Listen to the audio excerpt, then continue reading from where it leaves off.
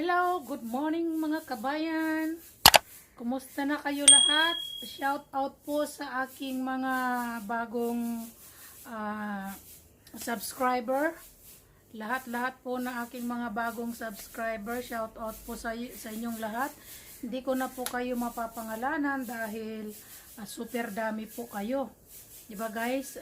Nagpapasalamat ako sa inyo dahil marami na tayong mga viewers sa aking video. Shout out po sa lahat-lahat na mga subscribers, na mga viewers ko. Maraming salamat po sa inyong lahat.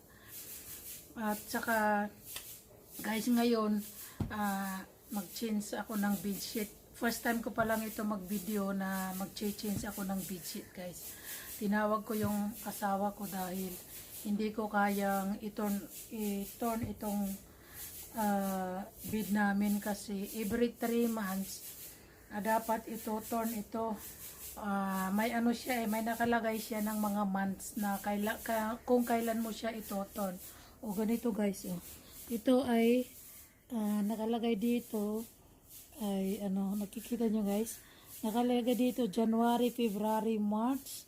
So ganyan ang nakalagay. Tapos may nakalagay na naman dito sa kabila, papakita ko sa inyo. Ito siya July, August, September, turn this way. Ayan So itong bed namin guys, ito, king coil ito. Double bed siya na bed talaga. So ito guys, king coil siya king coil siya. Original ito. Nakalagay dito, Spinal Guard Premier, the support every body needs. Yan, the only doctor endorsed mattress by doctors of chiropractic. Yan. Ayan guys, di ba? 10 years warranty nakalagay dito. Yan. Ganyan, di ba? Yan. King coil yan, king coil, original king coil. Original king coil, guys, yung bed ko kasi ito double siya isang isang dangaw ganyan at saka isa ring bed na ganito. Ang bigat-bigat. Alam mo guys, ang bigat-bigat nitong bed na to. So, tinawag ko yung asawa ko bago ko i-turn uli. Kasi January, February, pag nakahiga kami ng 3 buwan na ganyan, ito-turn ko na naman sa next 3 buwan. So, mayroon siyang January, February, March, April, May, June, July, August, September, October, November, December. So, every 3 months, ito-turn ko itong bed na to. Dahil may siya dito, may nakalagay na mga araw-araw, every 3 months kailangan ito dahil full spring kasi ito naka-spring siya. So sa 3 months namin sa paghiga dito, parang yung spring niya ay bumababa, bumababa. So kailangan mo siyang i-turn. At saka pag i-turn mo, babalik na naman siya sa normal. Kaya ganun ang ginagawa ko guys. Napakabigat nito, hindi ko kaya siyang i-turn na mag-isa. At saka maganda itong bed na to. Itong king coil kasi pag nakahiga ka talaga yung hindi sasakit yung mga yung parang mga buto mo ba. Maganda yung pagka higa mo dito at saka spring siya nagba-bouncing. So ayan na guys. Yung doon naman ay yan rin ito guys. Yan ganyan ganyan ganito to ganito foam ito. So tinabunan ko kasi nung maliit pa yung anak ko, ginawa ito, tinanggal yung plastic, ginanyan, in-scratch hanggang nabutas yung plastic niya.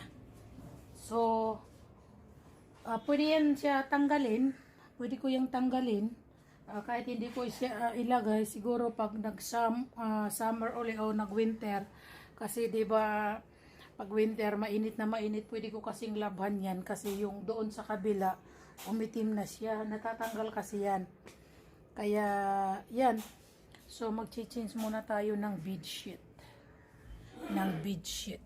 Kukuha muna tayo ng bedsheet, guys.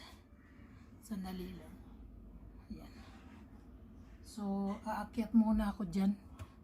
Yan, may upuan ako dito. May upuan ako dyan kasi kukuha ako ng bedsheet doon sa taas.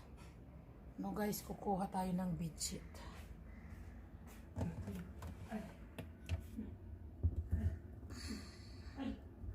Yan.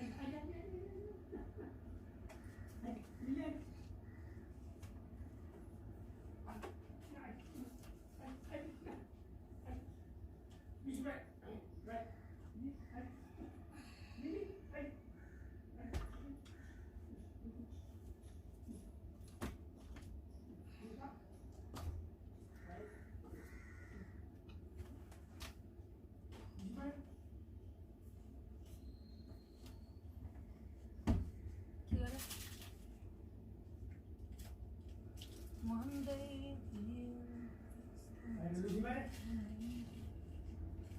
nandito ako sa taas.